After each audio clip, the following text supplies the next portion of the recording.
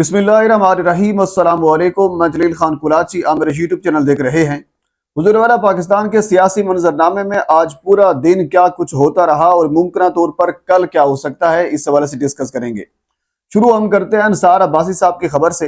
अंसार अब्बासी साहब ने यह खबर दी है क्योंकि आपको याद होगा कुछ दिन पहले इमरान खान ने अदालत में यह कहा था कि मैं जनरल बाजवा को बतौर गवाह और कुछ अमरीकी सफारतकारों को बतौर गवाह लाना चाहता हूं। उनसे अदालत पूछे कि वो सैफर वाले मामले में क्या जानते हैं, सैफर किस के लिए आया था, क्योंकि खान साहब का मौक़िफ़ ये है कि सैफर मेरे लिए तो आया ही नहीं था, सैफर जनरल बाजवा के लिए आया था और उसके बाद फिर शाह महमूद कुरैशी के थ्रू मेरे हाथ तक पहुंचा और मैंने सैफर को खोला नहीं, सैफर का मतन क्या है वो पढ़ा नहीं, कुछ भी नहीं किया, तो लिहाजा जनरल बाजवा साहब से बुलाकर ही पूछा जाए।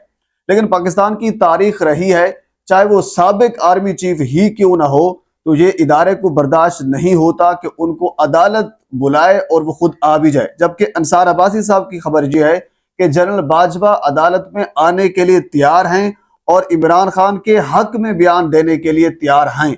अब इसके आगे मुहर्रिकात क्या होंगे, क्या वजूहात है, ये तो आने वाला वक्त बताएगा। और याद रखें, जब मुशर्रफ के हवाले से अदालत ने फैसला किया था तो मुशर्रफ साहब को रास्ते से ही हटाकर, रास्ते में वो आ रहे थे, उनको दूसरे मुल्क भिजवा दिया गया था।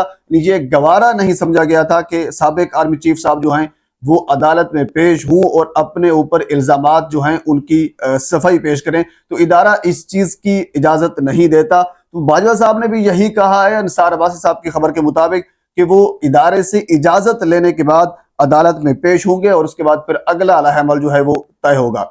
और इसके साथ अगली खबर आज ये है कि जस्टिस बाबर सत्तार, आप जानते हैं बड़े दबंग किस्म के फैसले करते हैं, उन्होंने आज एक मरतबा फिर ये मांग लिया है कि पता करें बुशरा बीबी और लतीफ खोसा की जो ऑडियो लीक हुई थी वो ऑडियो लीक किसने की। सबसे पहले उन्होंने ये कहा कि ये पता कराएं कि ऑडियो रिकॉर्ड किसने की और उसके बाद फिर लीक किसने की और उसके फवायद क्या हुए और किसको फायदा पहुंचा, किसको नुकसान पहुंचा। इस हवाले से मुकम्मल जो तहकीकात है उन्होंने आज तलब कर लिए।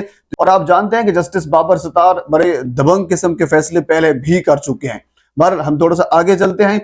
अगली खबर हुजूर वाला ये है कि आज मौलाना फजल रहमान साहब से बरतानवी हाई कमिश्नर जीन मेरिट ने मुलाकात की है। और आप ये भी शायद बेहतर जानते होंगे, बरतानिया हो, अमेरिका हो या फिर जो अरब ममालिक हैं, चीन हो, इन ममालिक का पाकिस्तान में असर व रसूख चलता है। और खसूसन जब इलेक्शन का माहौल हो और इलेक्शन के दिन आने वाले हो तो फिर तो इनका ज्यादा ही असर व रसूख चलता है, क्योंकि इनके मुताबिक ही पॉलिसीज बनाई जाती हैं। अब जैन मेरिट की मुलाकात मौलाना फजल रहमान से, और कुछ अरसा पहले मैंने भी आपको खबर दी थी कि आसिफ अली जरदारी साहब से भी इसी जैन मेरिट ने मुलाकात की है, जबकि अमरीकी सफीर डोनाल्ड लू ने नवाज शरीफ साहब से मुलाकात की है। तो ये लोग जब भी इलेक्शन करीब आते हैं ये लोग मुतहर्रिक हो जाते हैं क्योंकि इनका असर व रसूख है। अब अफवाहें ये हैं कि मौलाना फजल रहमान को अगला पाकिस्तान का सदर जो है वो बनाया जाएगा। इवन के गरीदा फरूकी के शो में जो सुहेल असगर साहब हैं, मुस्लिम लीग नून के रहनुमा हैं, वो मौजूद थे। तो जब गरीदा फरूकी साहबा ने उनसे पूछा कि क्या मौलाना फजल रहमान सदर मुंतखब अगर हो जाते हैं तो आपको कबूल होंगे, तो उन्होंने कहा जी जी बिल्कुल, बड़े ज़ीरक सियासतदान हैं, बड़े मोतबर सियासतदान हैं, नवाज शरीफ साहब के साथ उनके ताल्लुकात अच्छे हैं, तो इसमें कोई कबाहत नहीं है अगर मौलाना फजल रहमान साहब सदर हो जाते हैं।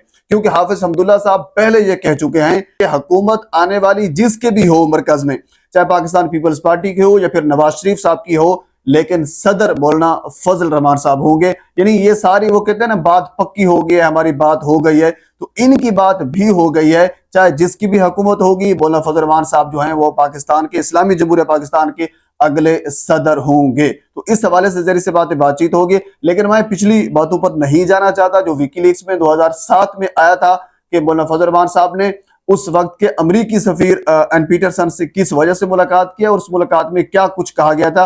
विकीलीक्स में ये आया था, लेकिन मैं उसके ऊपर डिस्कस नहीं करना चाहता। जो कुछ भी होता वो माजी है, उसके ऊपर मुख्तलिफ बयानात भी आ चुके हैं।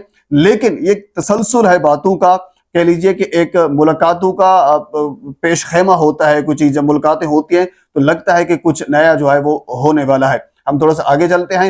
हुजूर वाला अगली खबर ये है कि बड़ी इंटरेस्टिंग है। कुहाड़ में पाकिस्तान पीपल्स पार्टी अपना जलसा करने वाली थी। جلسہ کرنے والی ہے، کنونشن کرے گی، جلسہ کرے گی، جو آپ نام دینا جائے. لیکن جو پاکستان تحریک انصاف نے، انہوں نے 10 تاریخ کو سوات میں کنونشن کرنا تھا. تو اب شیر افضل مروت صاحب نے، انہوں نے یہ کہا ہے کہ نہیں، ہم سوات میں نہیں کرتے تو ہم کریں گے کوہاٹ میں. یعنی جہاں پاکستان پیپلز پارٹی جلسہ کرے گی تو ساتھ ہی دوسرا پنڈال جو ہے وہ پاکستان تحریک انصاف کا سجے گا. یعنی جو ہے وہ میلہ جو ہے وہ پڑ چکا ہے، میدان سجے گا. لیکن یاد رکھیے، ایک سائیڈ پر ریاستی مشینری ہوگی، ریاستی لوگ ہوں گے، راستے کھلے ہوں گے، جبکہ دوسری سائیڈ کے اوپر کوئی ریاستی مشینری نہیں ہوگی. ایک خوف و ہراس کا عالم ہوگا، راستے روکے جائیں گے، FIR کٹیں گی، لوگوں کو گرفتار بھی کیا جا سکتا ہے، کرسیاں بھی اٹھائی جا سکتی ہیں. یعنی خوف و ہراس کا عالم ہوگا. لیکن اس کے باوجود بھی جو میدان ہے وہ سجے گا کس کا زیادہ، یہ تو 10 تاریخ کو پتہ چلے گا. لیکن میں آپ کو پیشین گوئی یہ کر رہا ہوں، 10 تاریخ کو تحریک انصاف کے ورکر کنونشن میں پاکستان پیپلز پارٹی سے کئی گنا لوگ جو ہیں وہ زیادہ ہوں گے. تو ہو سکتا ہے پاکستان پیپلز پارٹی اپنا ورکر کنونشن تبدیل ہی کر دے. ہم تھوڑا سا آگے چلتے ہیں. حضور والا اگلی خبر یہ ہے کہ احتشام عباسی صاحب رپورٹر ہیں بول نیوز کے، اور انہوں نے ہی ملاقات کی تھی. یعنی وہ چند جو رپورٹر جنہوں نے اڈیالہ جیل میں عمران خان سے ملاقات کی، ان میں ایک احتشام عباسی صاحب تھے، اور انہوں نے ہی بشرا بی بی کے متعلق جو سوال کیا تھا وہ انہوں نے کیا تھا، اور اس کے بعد پھر جو جواب آیا تھا. تو انہوں نے 1-2 دن پہلے سیاست.pk کے اوپر سوراب برکت، ہمارے ایک بڑے انرجیٹک کہہ لیجیے کہ جرنلسٹ ہیں، ان کو انہوں نے انٹرویو دیا، اور اس انٹرویو میں انہوں نے خان صاحب کا سٹائل بتایا کہ خان صاحب اس سٹائل سے آ رہے تھے، اور کہہ لیجیے کہ جس قدر وہ بیٹھے، اور بیٹھنے کے بعد جج صاحب کو وہ کہتے ہیں کہ جنرل باجوہ صاحب کو بلاؤ. تو اس بنیاد کے اوپر ان کا یہ کہنا ہے، یعنی احتشام عباسی کا یہ کہنا ہے کہ ان کے اوپر پریشر ہے، اور پریشر اس چیز کا ہے کہ آپ اپنے بیان سے مکرو، آپ یہ کہو کہ میں نے PTI کے جو لوگ ہیں ان کو خوش کرنے کے لیے یہ بات کہی ہے، ایسا کچھ ہوا نہیں تھا. ادارے کا بھی پریشر ہے، ادارہ یہ کہتا ہے کہ ہم آپ کو مستعفی کر دیں گے، آپ کو یہاں سے استعفیٰ دینا پڑے گا، یا پھر آپ کو اس کی معذرت کرنی پڑے گی، آپ کو اپنے بیان سے مکرنا پڑے گا. ادارے کا بھی پریشر ہے. وہ کہتے ہیں کہ کچھ اور لوگ جنہوں نے فون کیا ہے ان کا بھی پریشر ہے. یہ ہے پاکستان میں صحافتی ذمہ داری اور صحافتی لوگوں کا حال. پاکستان میں بہت سی خبریں اور بھی ہیں سیاسی منظرنامے میں، اگلے ویڈیو میں آپ کے ساتھ ضرور شیئر کروں گا. ایک مرتبہ آپ سے گزارش ہے میرے چینل کو سبسکرائب کر دیں تاکہ آنے والے ہر انفارمیٹیو ویڈیو آپ تک پہنچ سکے. اللہ حافظ.